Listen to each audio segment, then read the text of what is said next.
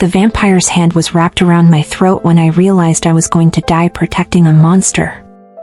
Not the vampire. The little girl hiding behind me. The one with silver eyes and fangs like needles. The one who'd whispered 6 words that destroyed my life 2 hours ago. You don't have a home. And I don't have a mother. Now we were both about to die in a cardboard box behind a church, hunted by creatures that made the darkness look gentle. I could feel the woman's fingers tightening. Could smell something old and metallic on her breath. Could see her amber eyes glowing in the rain like hell itself had come looking. Where is she? The woman hissed. Where is the half-blood princess? The little girl's hand gripped the back of my soaking wet shirt. Trembling. Trusting me. A stranger. A nobody. A woman the world had already thrown away. I had 2 choices. Give her up and maybe live another day as a ghost on these streets. Or lie to a vampire and die right now. Funny thing about having nothing left to lose. It makes you brave. Or stupid. Probably both. I opened my mouth to lie. That's when my body started convulsing. Let me take you back. Back to the moment everything changed. Back to when I learned that sometimes the monsters under your bed are less terrifying than the humans who put you there. Back to 45 minutes ago, when glowing eyes first appeared in my alley. Don't breathe. Don't move. They can hear your heartbeat. Willa pressed her palm against the little girl's mouth, feeling the cold lips trembling beneath her fingers. The cardboard walls of her shelter shook as footsteps echoed through the alley. Heavy boots. Deliberate. Hunting. 3 figures moved through the darkness, their eyes glowing like amber coals in the rain. They weren't human. Willa knew that now. She'd known at the moment she'd seen the child's fangs, small and sharp as needles, gleaming in the streetlight 4 hours ago. The tallest figure stopped 3 feet from her shelter. Willa could smell leather and something else. Something old and metallic. Blood, maybe. Or death. The half-blood was seen in this sector, a woman's voice said, smooth as poison. Find her. The king is losing his patience. Willa's heart hammered so loud she was sure they could hear it. The little girl, Seraphine, had gone completely still in her arms. Too still. Like she'd stopped breathing altogether. The figure crouched down. Long fingers, pale as moonlight, reached toward the cardboard. Then Willa's body betrayed her. Her vision blurred. Her muscles seized. She collapsed backward, convulsing, foam gathering at the corners of her mouth. It wasn't fake. She'd learned this trick 2 months into homelessness when a man tried to attack her behind a dumpster. Panic attacks that looked like seizures. Ugly. Disturbing. Effective. The hand withdrew. Just another broken human, the woman said with disgust. Move on. The child wouldn't hide with trash. The footsteps faded. The glowing eyes disappeared around the corner. Willa lay there, gasping, rain mixing with tears on her face. Seraphine crawled over to her, those impossible silver eyes wide with something Willa hadn't seen in years. Wonder. You saved me, the child whispered. Why? Willa sat up slowly, her whole body shaking. Because 4 hours ago, you were the first person in 2 years to see me. Let me take you back. 4 hours earlier, before the hunters, before the hiding, before Willa Grayson made the choice that would change everything. She was sitting under the broken awning behind St. Jerome's church, watching the city move past her like she was already dead. Her stomach had stopped hurting 2 days ago. That was worse than the hunger. It meant her body was giving up. She clutched the photo of Copper, her golden retriever, the only family she'd had before the world decided she didn't deserve one. Before the hospital accused her of tampering with medications. Before her fiancé believed them instead of her. Before her own mother said, "If you're innocent, why did they fire you?" The rain fell harder. Willa closed her eyes. That's when she heard it. "You don't have a home. And I don't have a mother." The voice was small but clear. Willa looked up. A little girl stood in the rain, barefoot, wearing a velvet cloak that dragged in the puddles. Her hair was tangled and dark, hanging past her shoulders. But her eyes... God, her eyes were silver. Actually silver. Like mirrors catching moonlight. "Sweetheart, where are your parents?" Willa's voice came out hoarse. She hadn't spoken to anyone in 3 days. The girl tilted her head, studying Willa with an intensity that made her feel exposed. "My father locked me in a tower because he's afraid I'll die like she did. But I'm not living either. I'm just stuck." Something in Willa's chest cracked open. She knew that feeling. Knew it so well it had become her only companion. "What's your name?" "Seraphine." "I'm Willa." The girl crouched down beside her, and Willa noticed her fingers. Too pale. Almost translucent. And when she smiled, just a little, Willa saw them. Fangs. Her first instinct was to run. Her second was to laugh. Because of course the first person to talk to her in months was a monster. That felt about right for her life. But Seraphine didn't attack. She just sat there, rain soaking through her fancy cloak, looking as lost as Willa felt. "I can hear your heartbeat," Seraphine whispered. "It's tired. But it's still fighting." Willa's eyes stung.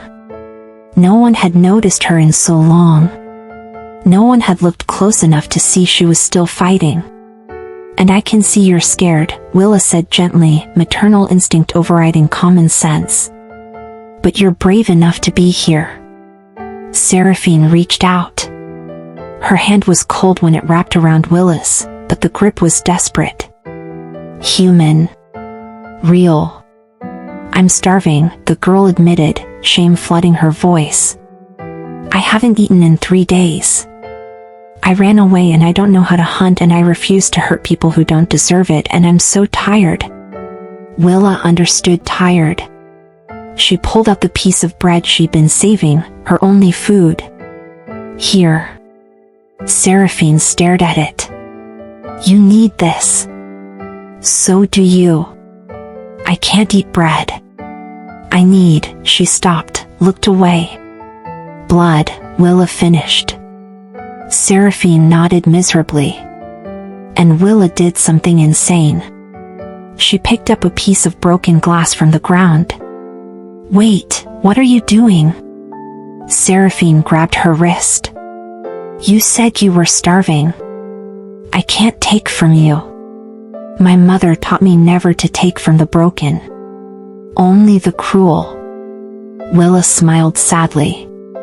"Your mother sounds like she was a good person." She was. And then humans killed her. The words hung between them. Willa set down the glass. "Then I guess we've both been destroyed by people who were supposed to protect us." Seraphine's eyes filled with something that looked like tears, though Willa wasn't sure vampires could cry. "You believe me? I've been accused of something I didn't do. Had everything taken from me. Been invisible for so long I forgot what it felt like to matter. Yeah, kid. I believe you." Seraphine suddenly moved, vampire fast, and disappeared. Willa's heart stopped. Then the girl was back, arms full of blankets from the church donation bin. "You're cold," Seraphine said simply, wrapping them around Willa's shoulders. Willa laughed. Actually laughed. A homeless woman and a vampire child, trading bread and blankets in the rain. "We're both ridiculous," Willa said. We're both survivors, Seraphine corrected. That's when the footsteps came. Heavy boots on wet pavement. And those glowing eyes. Willa pulled Seraphine into her cardboard shelter just as the hunters rounded the corner. Which brings us back to now. To the seizure. To the hiding. To the moment they thought they were safe. Seraphine sat back against the cardboard, exhausted. He's coming. My father. And when he finds you with me, he'll think you took me.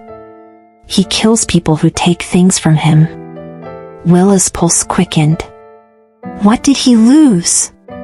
Seraphine's silver eyes met hers, ancient and sad in that small face. Everything. And now he has nothing left to lose but me. The rain pounded harder. Somewhere in the distance, Willa heard something that sounded like thunder. But it wasn't thunder. It was footsteps. Hundreds of them. An army, coming for one little girl. And the broken woman who chose to protect her. I need to know something. Drop a comment and tell me where you're watching this from. I want to know where my story family is, where you're feeling this with me right now. And if you're new here, hit that subscribe button. You're about to join the fastest growing vampire love stories community on YouTube, and trust me, what's coming next will leave you speechless.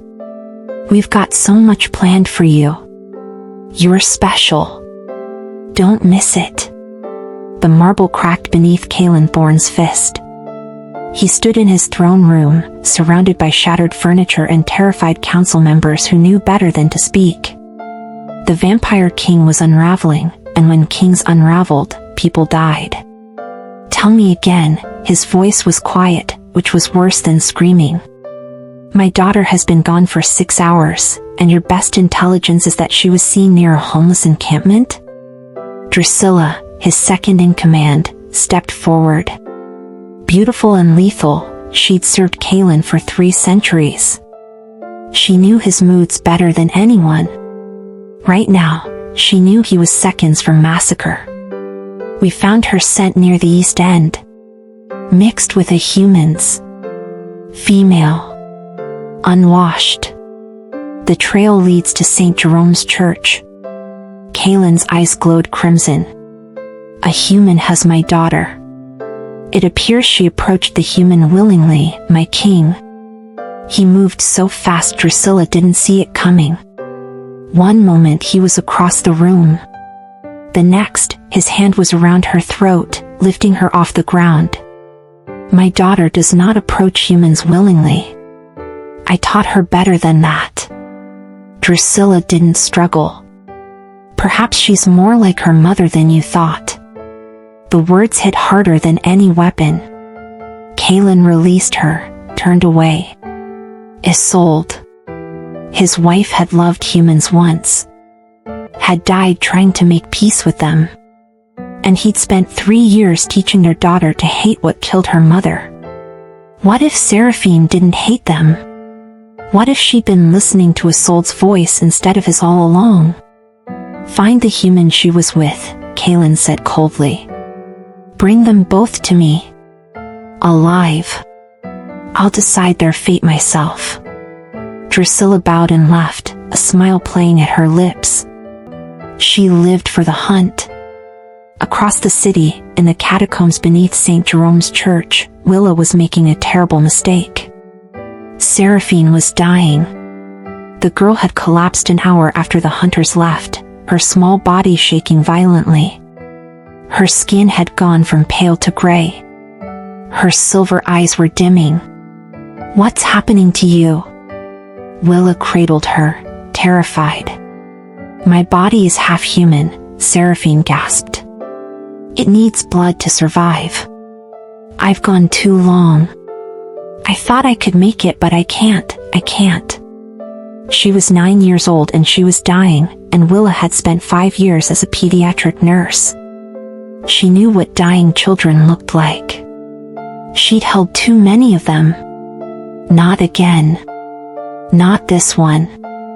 Willa found a piece of broken glass, the same one from earlier.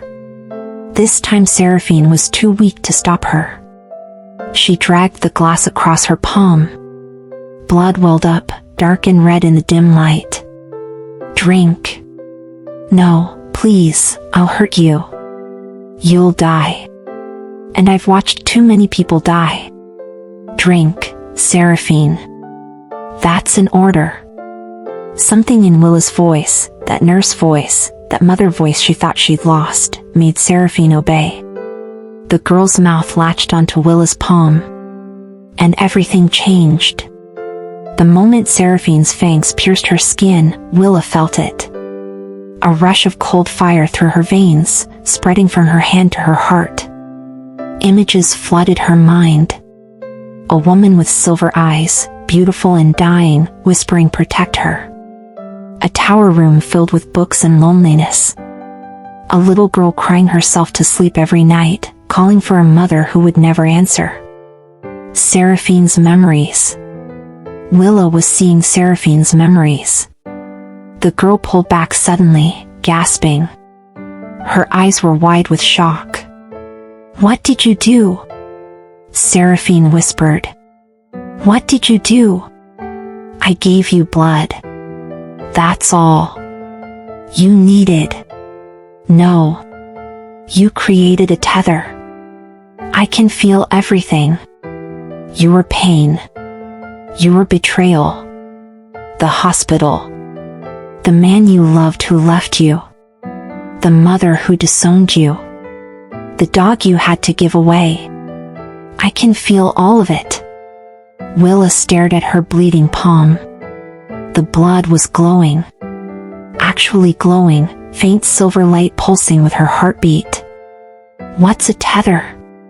Seraphine looked at her with ancient knowledge in a child's face.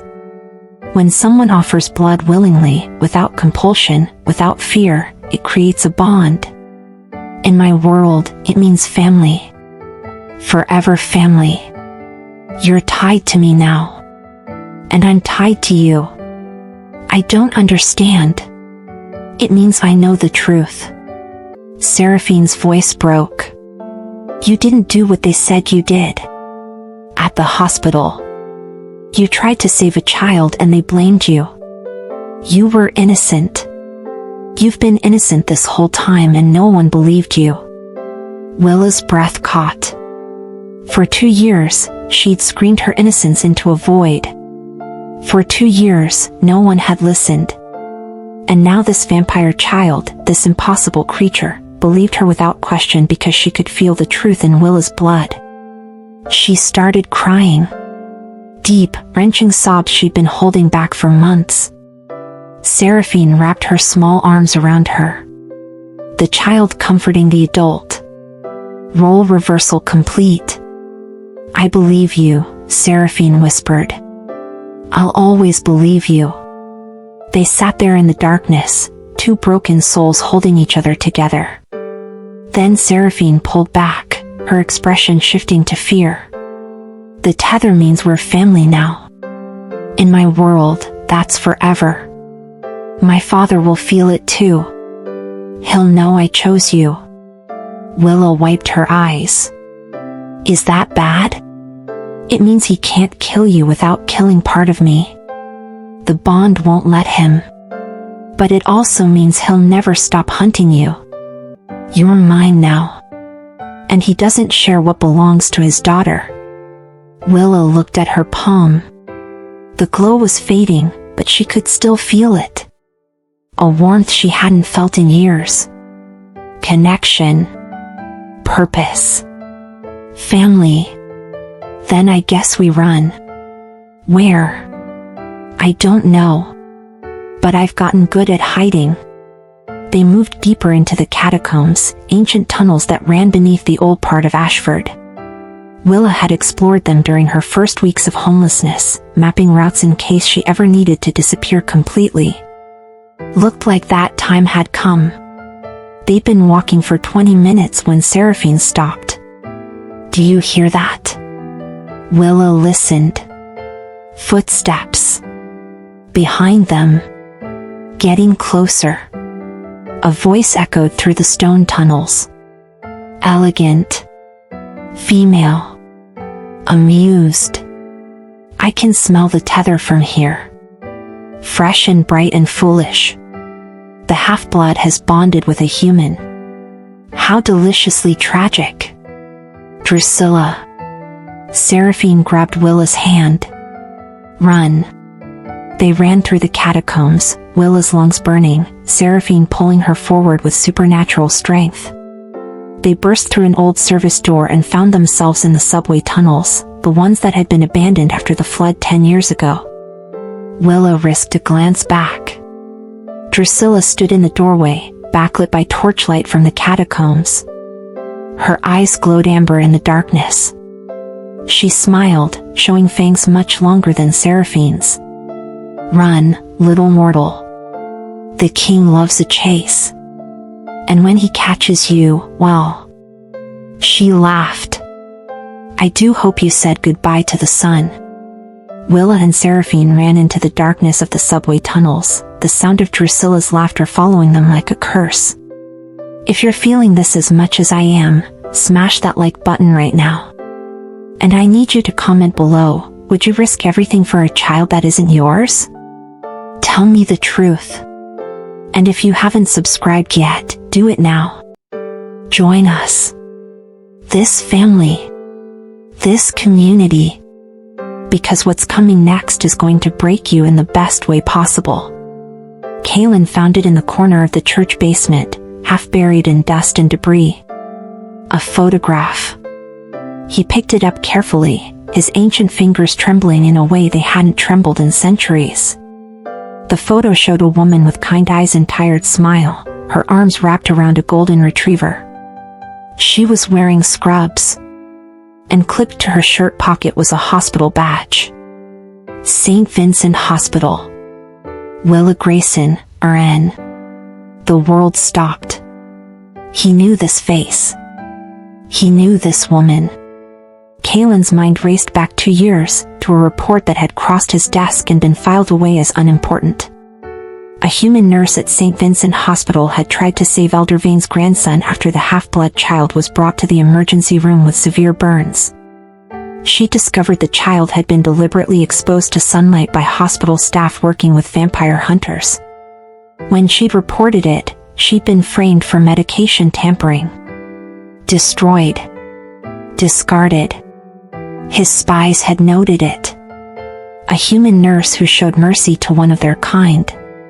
Kaylin had ordered her protected, sent guards to watch over her, but by the time they arrived, she'd already lost everything. Job. Home.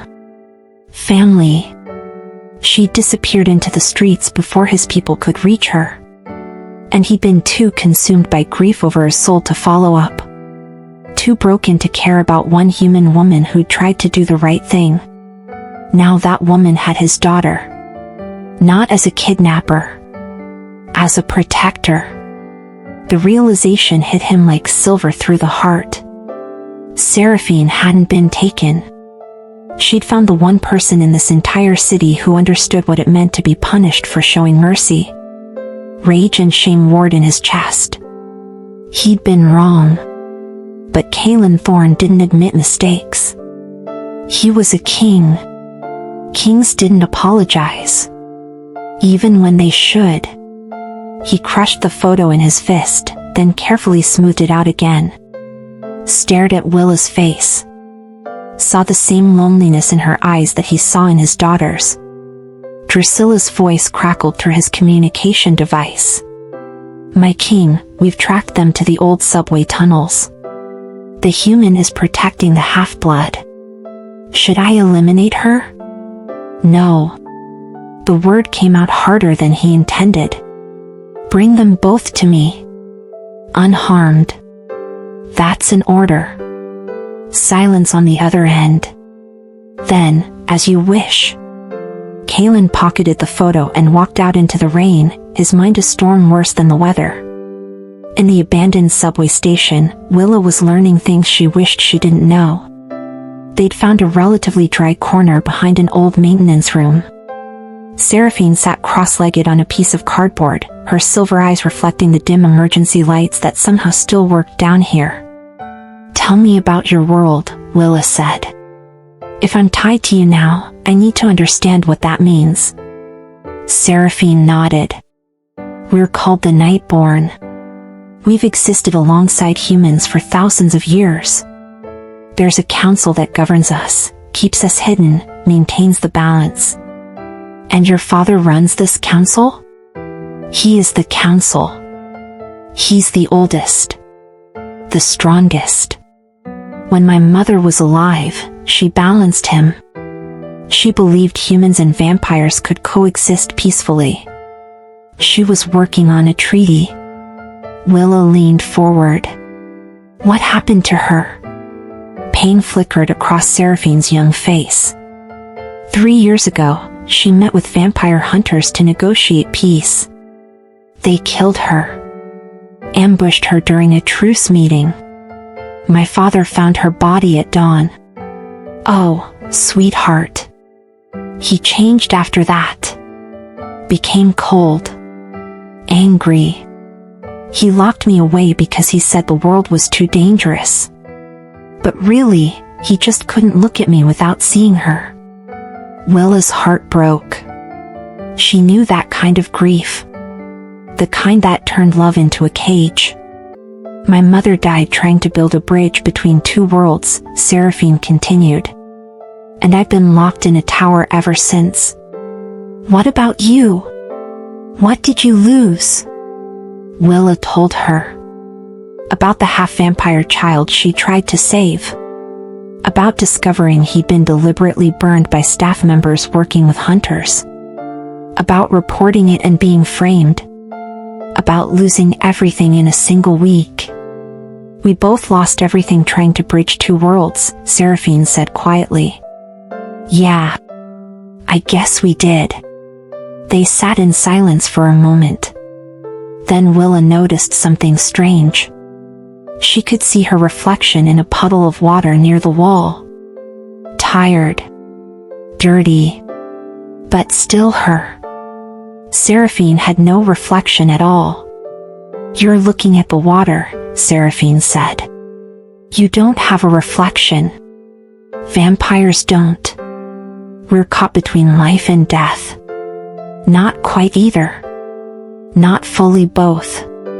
Willa stared at their reflections. Hers alone in the water. "We're both ghosts," she whispered. "You literally.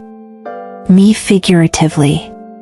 Maybe that's why we found each other." Before Willa could respond, something crashed through the maintenance room door. A man. Tall, bleeding, stumbling. He collapsed against the wall, gasping.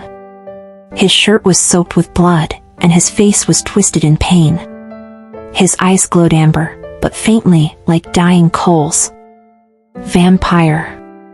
Seraphine jumped up. "Uncle Tobias?" The man's eyes focused on her. "Seraphine. Thank the ancients. We've been searching everywhere," he coughed, blood spattering his lips. Willa saw the wound. Gunshot. 3 of them. And the blood around the holes was smoking slightly. Silver bullets. Her nursing instincts overrode her fear. She moved toward him. "Don't move. You're making it worse." Tobias stared at her. "Human. You're the one who took her." "I didn't take her. She found me. Now shut up and let me look at these wounds." Seraphine knelt beside them. "He's my father's brother. Tobias, this is Willa. She saved me." "Saved you? You're a runaway princess being hunted by every vampire and hunter in the city. How is that saved?" "She's the first person who's seen me as more than a thing to protect or a mistake to hide," Seraphine shot back. "That's more than anyone in your precious court has done." Tobias grimaced, whether from pain or her words, Willa couldn't tell. She examined the wounds. The bullets were still inside. She'd need to extract them or the silver would kill him. "Who shot you?" she asked. "Hunters. They're looking for Seraphine too. They know she's out. They'll use her to draw Kaylin into a trap. And they'll kill anyone with her." He looked at Willa meaningfully. "Good thing I'm already dead then," Willa muttered. She found a piece of metal, sterilized it with her lighter. "This is going to hurt. I'm a 300-year-old vampire. I think I can handle," he screamed when she dug out the first bullet. 20 minutes later, all 3 bullets sat on the ground, smoking. Tobias's wounds were already starting to heal, vampire regeneration kicking in now that the silver was gone.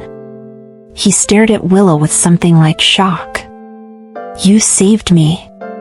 "Why?" Willa sat back, exhausted. "Because someone should have saved me once. And they didn't. I won't be that person." Tobias looked at her for a long moment. Then at Seraphine. Then back at Willa. "You're the one," he said slowly. "The nurse from St. Vincent Hospital.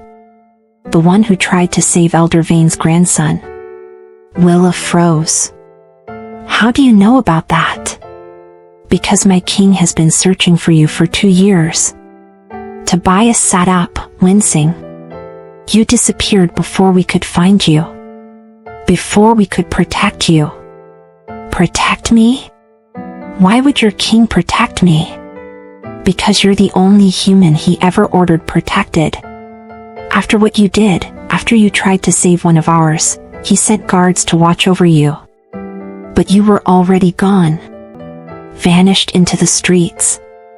Willa's mind reeled. "I don't understand." Tobias looked at her with something that might have been pity. "Kaylin Thorne doesn't forget debts. You protected one of ours. He would have protected you. We failed." The words hung in the air like smoke. Seraphine grabbed Willa's hand. "My father was looking for you?" "Apparently not hard enough," Willa said bitterly. "He was drowning," Tobias said quietly. "In grief. In rage. But he gave the order. And we failed to carry it out." He stood slowly. "Which means when he finds you now, with his daughter, he'll have to decide. Is this a kidnapping? Or a rescue? What do you think he'll decide?" Willa asked. Tobias looked at her with ancient eyes. "My brother doesn't forgive easily. But he also doesn't forget those who protect what he loves. You're either about to become the most protected human in this city, or the most hunted." He paused. "Possibly both." "Okay, I need to know, are you Team Willa or Team Kaylin? Drop a comment right now and tell me. And let me know where you're watching from. I want to see this family light up from all over the world. If you haven't subscribed yet, what are you waiting for? We've got so much planned for you, and you're not going to want to miss a single twist. You're part of something special here." Willa woke up in silk. Her eyes opened slowly, confused by softness. For 2 years, she'd woken to cardboard and concrete. Now she was surrounded by burgundy sheets that felt like water against her skin. She shot up, heart racing. This wasn't the subway tunnel. This was a bedroom. Massive. Dark. Lit by candles that cast dancing shadows on obsidian walls. A fortress. She was in a fortress. And Seraphine was gone. Willa stumbled out of bed, ran to the door. Locked. She pulled at the handle, pounded on the wood. "Let me out. Seraphine. Seraphine." The door opened so suddenly she nearly fell forward. Drusilla stood there, elegant in a black dress, her amber eyes cold and amused. "The king will see you at nightfall." I suggest you prepare yourself." She looked Willa up and down with disgust. "Though I'm not sure what preparation could help your situation. Where's Seraphine? What did you do to her?" "The princess is exactly where she belongs. In her tower. Away from human filth." Drusilla smiled. "You, on the other hand, are exactly where you deserve to be. At our mercy." She closed the door. The lock clicked. Willa spent the next hour searching for escape. The windows were sealed. The walls were stone.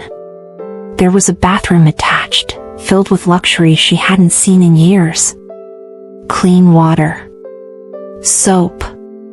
A mirror. She looked at herself and barely recognized the woman staring back. Hollow cheeks. Tangled hair. Eyes that had seen too much loss.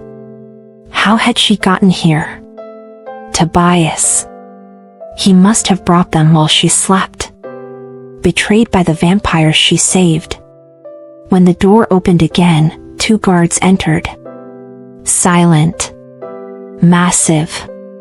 They escorted her through corridors that seemed carved from darkness itself. Every surface gleamed black. Obsidian. Marble. Stone. They brought her to a throne room. It was enormous. Cathedral ceilings.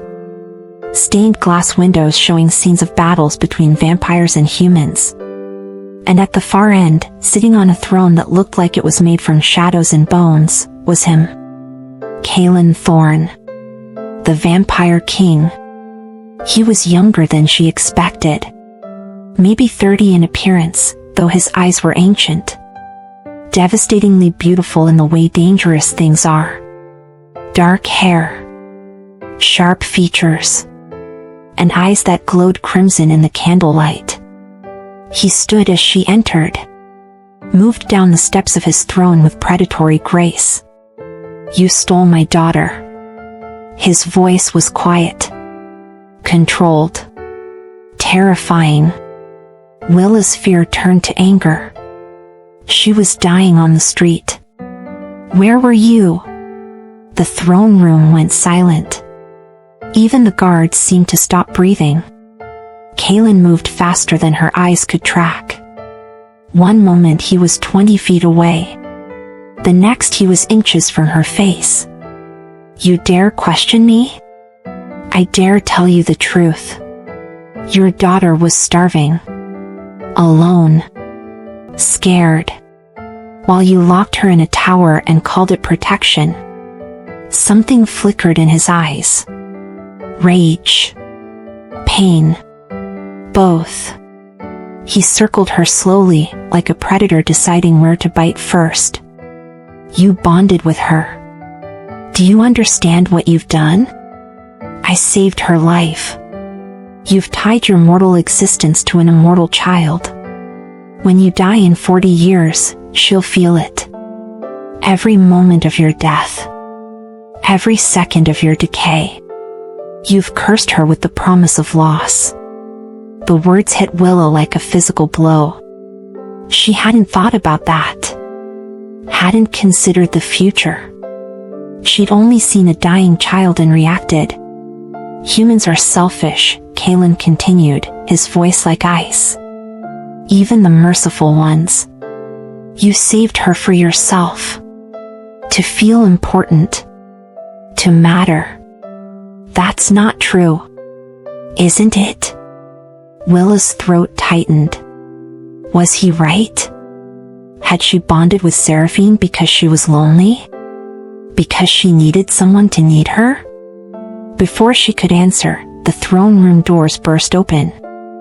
Seraphine ran in, her small face furious. She ran straight to Willa, wrapped her arms around her. "Don't hurt her."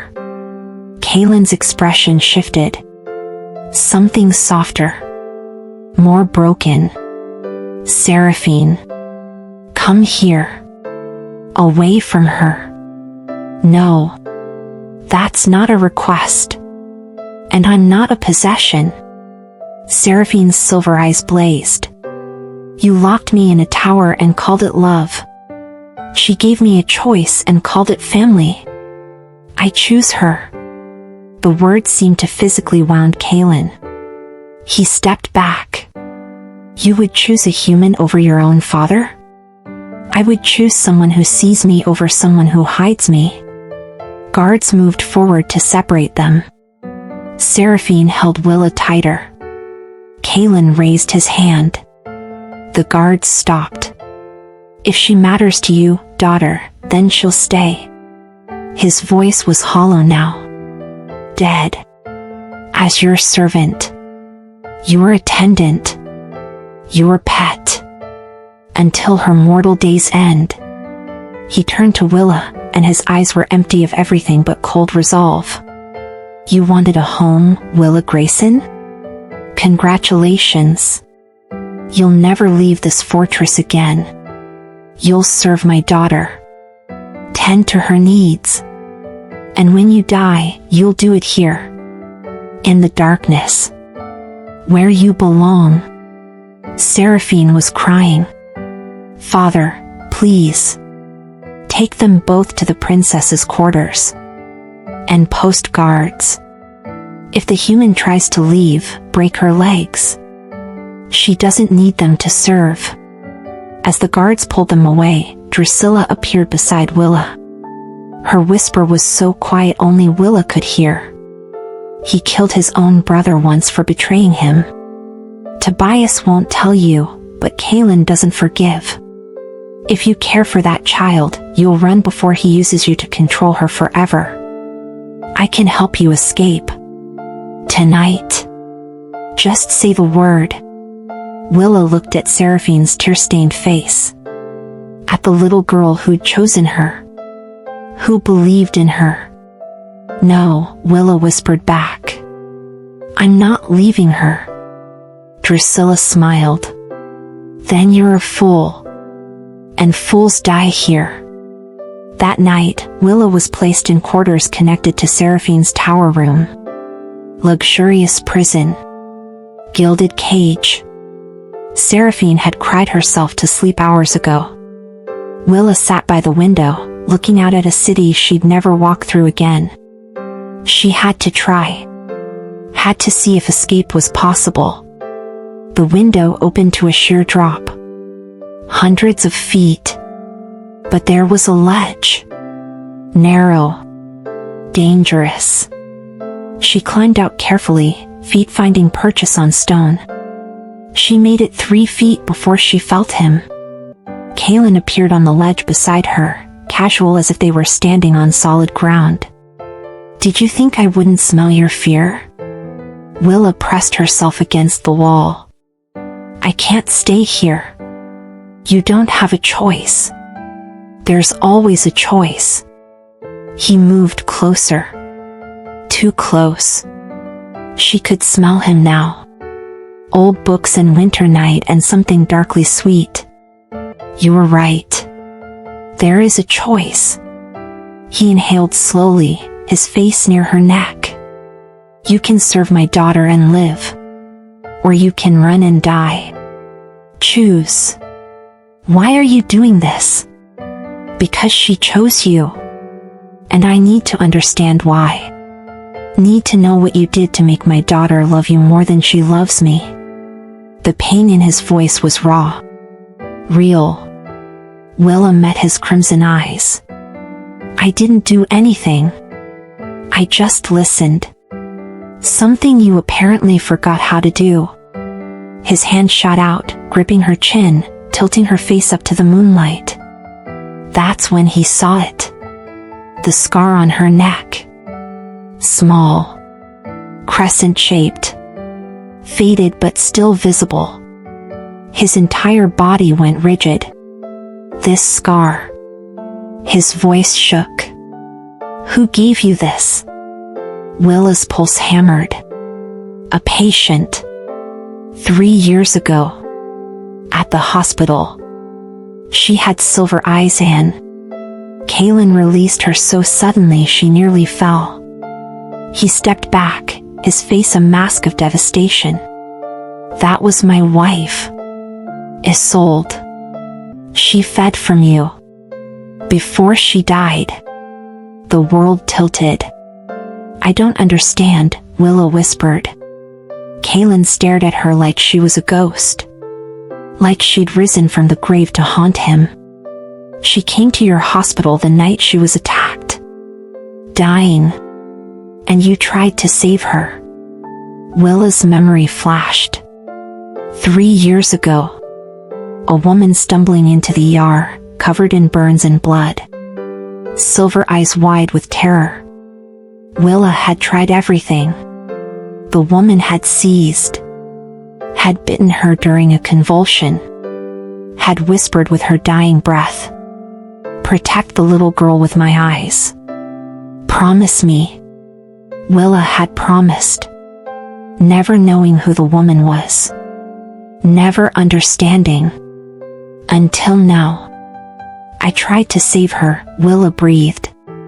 But she was too far gone. She made me promise to protect a little girl with silver eyes. I thought she was delirious. Kaylin's hands were shaking. Actually shaking. She saw the future. Seers in my line can glimpse moments. Possibilities. His voice broke. She knew. She knew I'd fail our daughter. She knew you'd be there when I wasn't. She marked you. 3 years before you met Seraphine. You were always meant to find each other. Drop a comment if your heart just stopped like mine did. Tell me where you're watching from. I need to know you're feeling this with me. And if you haven't hit subscribe yet, do it now. You're part of our family. This community. And what's coming next is going to absolutely wreck you in the best way. The memory hit Willa like a freight train. 3 years ago. St. Vincent Hospital. 2 in the morning. She'd been ending a double shift when the woman stumbled through the emergency room doors. Burns covered half her body. Deep wounds that looked like claw marks shredded her clothes. But her eyes. Those silver eyes were alert. Desperate. Dying. Please, the woman had gasped. Please help me. Willa had called for the trauma team. Gotten her on a gurney. Started in 4. But the woman's injuries were catastrophic. Nothing human could survive this. What happened to you? Willa had whispered, applying pressure to a wound that wouldn't stop bleeding. Betrayal. They promised peace. They brought war. The woman seized suddenly, violently. Her mouth opened and Willa saw them. Fangs. Long and sharp. The woman's teeth sank into Willa's neck. Willa had gasped, frozen, as the woman drank. Just once. Just enough to create a connection. Then the woman released her, tears streaming down her beautiful face. Forgive me. I needed you to remember. Needed you to carry a piece of me. Her hand gripped Willa's with desperate strength. Promise me something. Promise me you'll protect the little girl with my eyes. When you find her. And you will find her. Promise me. Willa, confused and terrified but unable to refuse a dying woman, had promised. I promise. The woman smiled. Whispered one last thing. Her name is Seraphine. Tell her mother loved her more than immortality. Then she died. Willa had reported it. Vampire attack. But when the investigators arrived, the body was gone.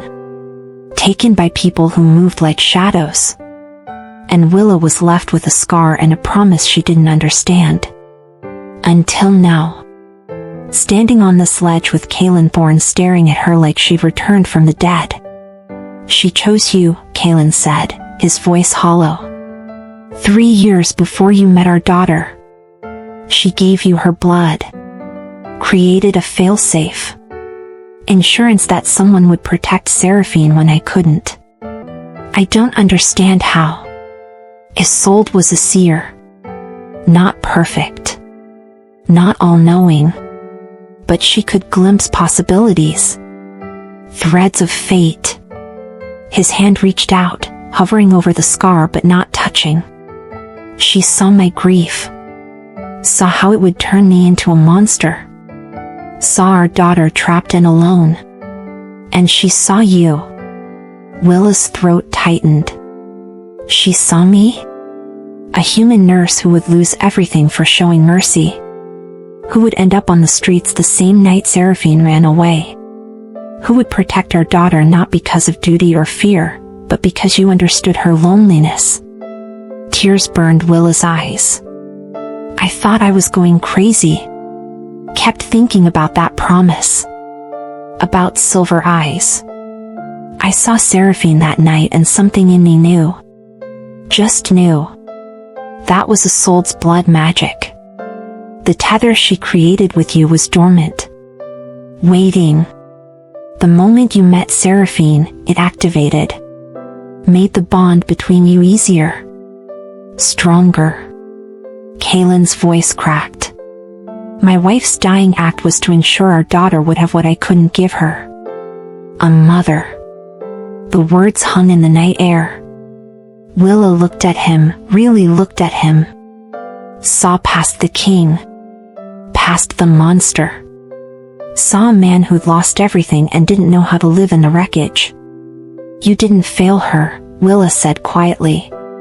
You're just too afraid to let her live. Kaylin flinched like she'd struck him. Every time I look at her, I see a soul dying. Every time she smiles, I remember what they took from me. How do I let her out into a world that murders people like us? By teaching her to be stronger than her fear. By showing her that living in a cage isn't living at all. And if she dies? Then she dies free. Which is better than spending eternity locked away. Kaylin stared at her. For a moment, something shifted in his ancient eyes. Understanding. Maybe even respect. Then the explosions started. The fortress shook. Glass shattered. Alarms screamed through the night. Kaylin grabbed Willa, pulled her back through the window in a blur of motion. They landed in Seraphine's room just as the little girl woke up, terrified. What's happening? Seraphine cried. Tobias burst through the door, blood on his face. Hunters. At least 50 of them. Armed with silver and daylight weapons. They're breaching the outer walls. How did they find us? Kaylin demanded. They've been waiting. Watching. They knew Seraphine escaped. Knew she'd come back. Tobias looked grim. They want her, brother. They're here for your daughter. Kaylin's eyes blazed crimson. Then they'll die for their ambition. Their leader is demanding an audience. Says if you don't give them the half-blood, they'll burn this fortress to ash and everyone in it. Who leads them? Tobias's jaw tightened. Commander Reese Hargrave. The name dropped like a bomb. Seraphine gasped. The man who killed Mother. Kaylin went very still. Very quiet. When he spoke, his voice promised death. Then this ends tonight. He started for the door. Willa grabbed his arm. If you fight, she loses you too. You'll walk into a trap blinded by rage and he'll kill you. That's what he wants. Then what do you suggest? Kaylin turned on her. Let him take my daughter? Let me go instead. Everyone froze. What? Kaylin stared at her like she'd lost her mind. I'll tell them I kidnapped her. That I used her to try to get money from you. They want a villain? I'll give them one. You get Seraphine to safety while they're focused on me. They'll kill you. Willa met his eyes. Then I die protecting someone. That's more than I've done in 2 years. That's something worth dying for. The scar on her neck began to glow. Faint silver light pulsing with her heartbeat. Seraphine saw it. Mother's magic. It's activating. Outside, the blood moon rose higher. Red light flooded through the broken windows. Kaylin looked at the moon, then at Willa. Blood moons amplify our power.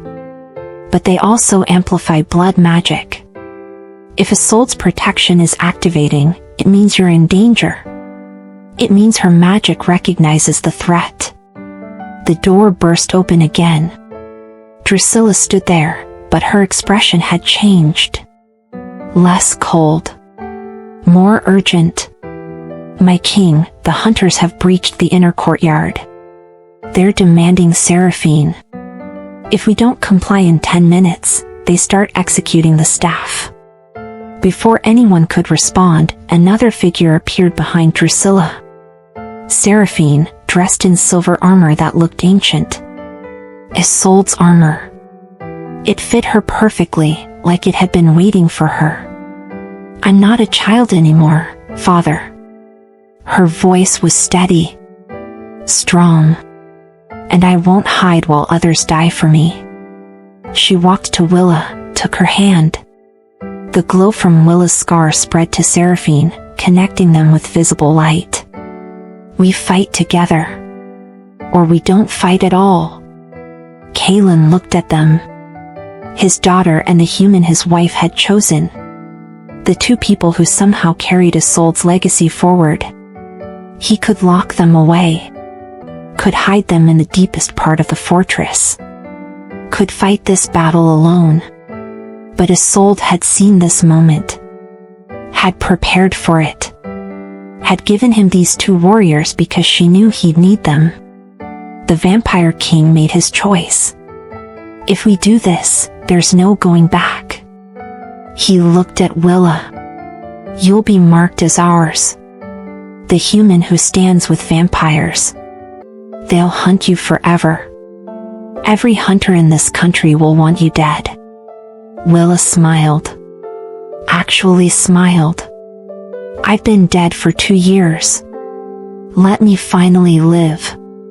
Kaylin's eyes blazed crimson, but something else burned there now. Purpose. Hope.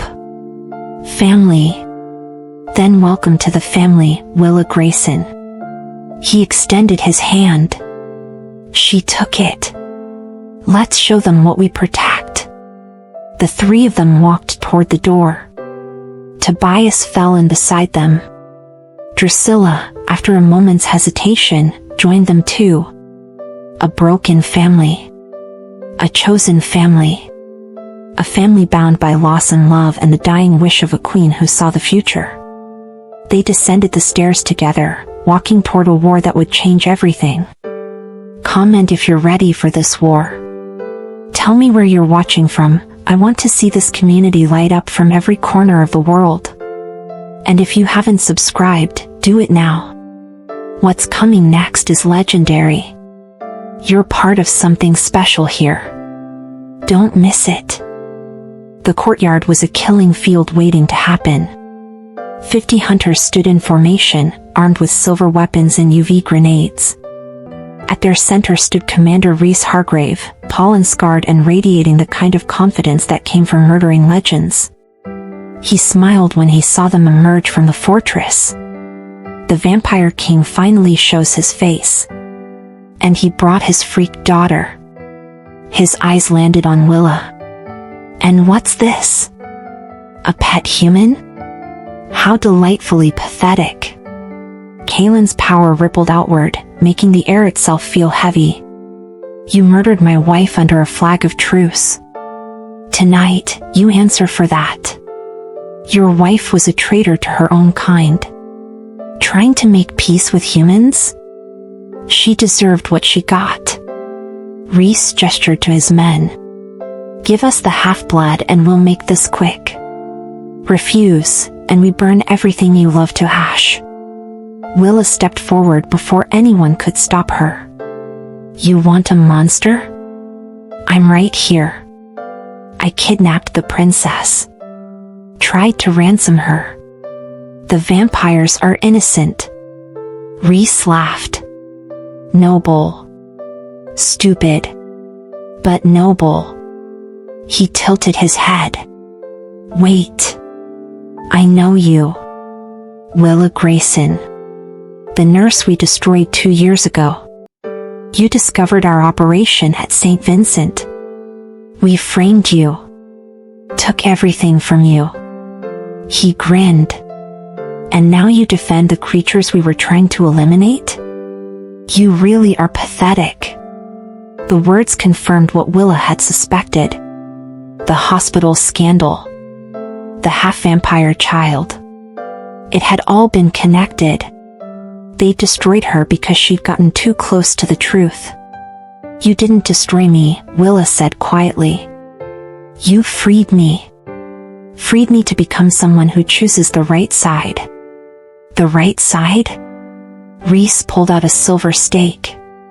There are no sides. Only predators and prey. And you, little nurse, are prey. He threw the stake. It flew straight at Seraphine. 3 things happened at once. Kaylin moved to intercept it.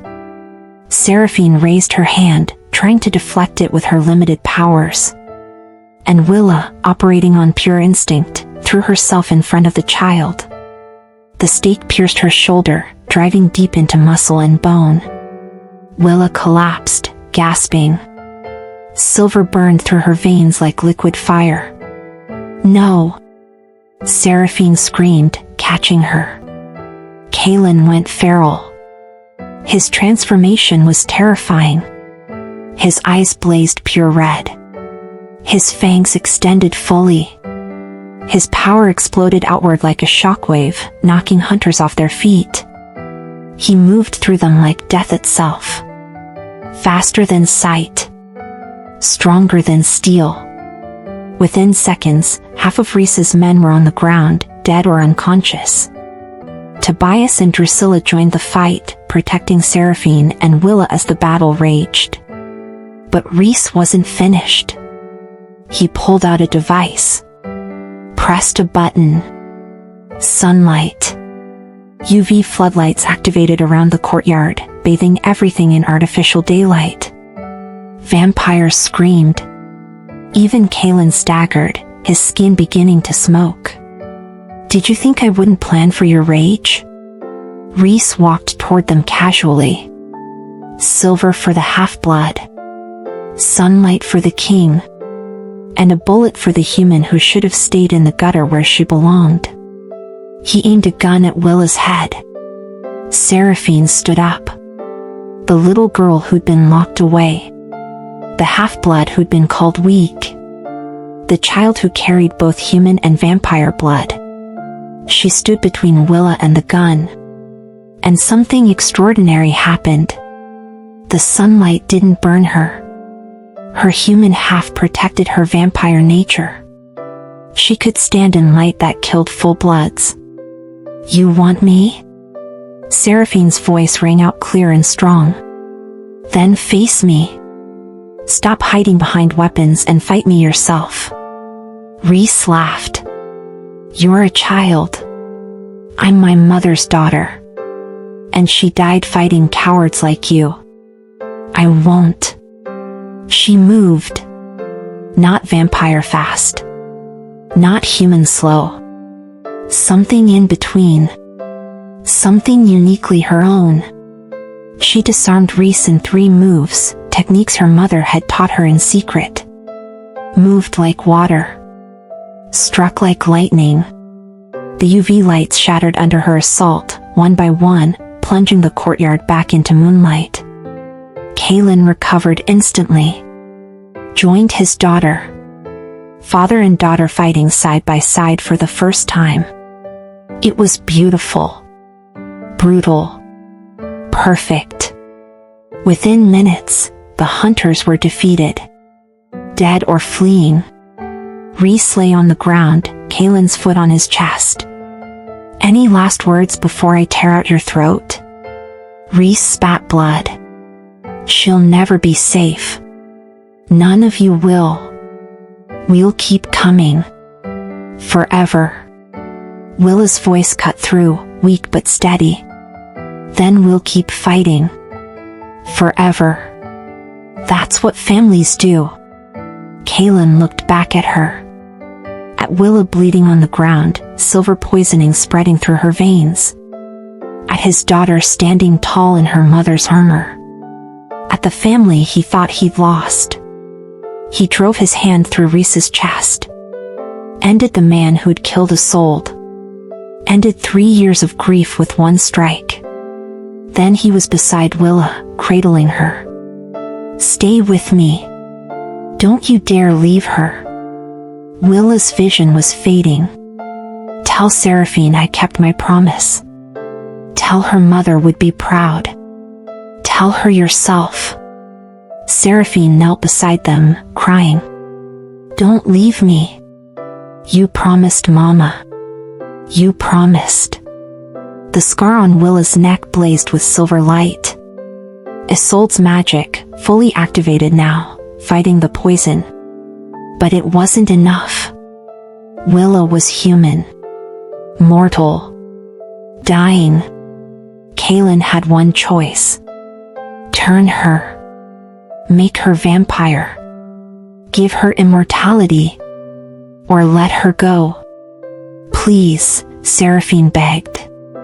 "Turn her. Save her." But Willa's hand found Seraphine's face. "I don't want to be a vampire. I just wanted to matter. To be someone's family. I got that. That's enough." "It's not enough." Seraphine sobbed. "I need you." Kaylin stared at Willa. At this broken human who'd chosen his daughter over safety. Who'd taken a stake meant for a vampire child. Who'd kept a promise to a dying queen. "There's another way," he said quietly. "Ancient magic. Rare. Dangerous. I can't turn you. But I can tether you. Extend your life without changing your nature. You'll age slowly. Live for centuries. But remain human. Remain yourself. What's the cost? My power. A piece of my immortality transferred to you. It will weaken me. Make me vulnerable. But it will save you." Willa's eyes widened. "You would do that? For me?" Kaylin's expression softened. "My wife chose you. My daughter loves you. And you've shown me what I forgot. That protecting someone means letting them live, not locking them away." He placed his hand over her heart. "Let me give you life, Willa Grayson. Let me do what I should have done 2 years ago when I failed to protect you." "Yes," Willa whispered. "Yes." The magic was like nothing she'd ever felt. Kaylin's power flowing into her. Ancient. Vast. Eternal. It chased away the silver poison. Healed the wound. Filled the hollow places in her soul with warmth. When it was done, Kaylin collapsed, exhausted. Willa sat up, gasping. She felt different. Stronger. But still human. Still herself. Seraphine threw her arms around her. "You're staying. You're really staying. Forever," Willa promised. "I'm not going anywhere." 3 days later, Willa woke in a real bedroom. Not a cell. Not a prison. A home. Photos of Copper lined the walls. The dog had been found and brought to the fortress. He slept at the foot of her bed, gray around the muzzle but happy.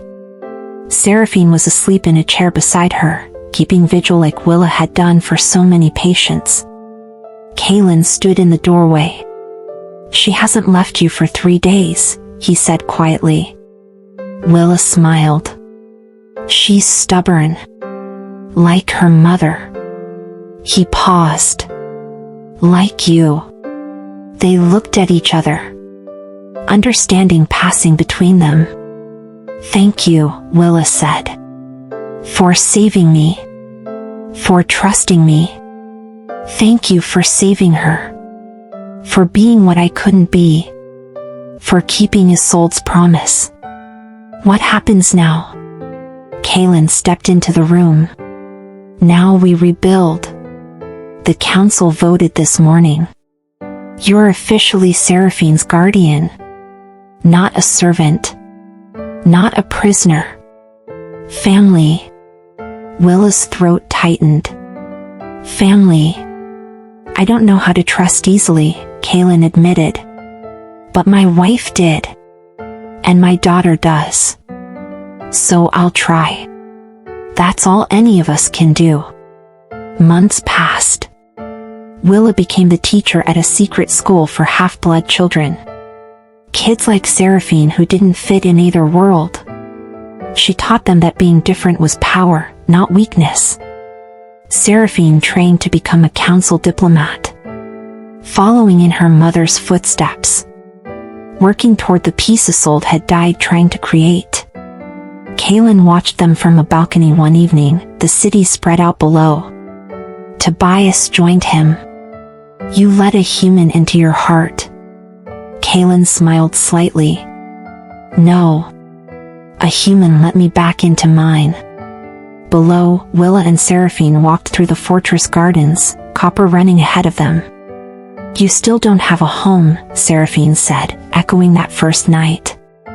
Willa looked at her, at this beautiful fierce girl who'd chosen her in an alley, who'd saved her in every way that mattered. "Yes, I do. I'm looking at her." Seraphine took her hand. "We're going to change the world, aren't we?" "We already did, sweetheart. We already did." Above them, the moon rose full and bright. Not blood red anymore. Just silver. Like Seraphine's eyes. Like Isolde's legacy. Like the promise that had brought them all together. Willa's voiceover, soft and warm, closed the story. "I thought I'd lost everything. Thought I'd died on those streets 2 years ago. But on a rainy November night, a little girl with silver eyes taught me the truth. Family isn't blood. It's the promise you keep when no one's watching. It's the choice you make when everything's on the line. It's the love you give when you have nothing left to give. And I'll keep that promise forever. Because she gave me something I thought I'd never have again. A home. A purpose. A family. And that's worth living for. That's worth everything." If this story touched your heart, hit that like button right now. And I need you to do something for me. Drop a comment and tell me where you watched this from. What city? What country? I want to know where my family is. Where this story found you. Because you're part of this now. Part of our community. And we have so much more magic planned for you. Subscribe if you haven't already. Join the fastest growing vampire love stories family on YouTube. You're special. You're valued. And I promise you, what we have coming next is going to leave you breathless. Thank you for being here. Thank you for feeling this with me. Until next time, remember, the greatest magic is choosing who you protect. Choose wisely. Choose love.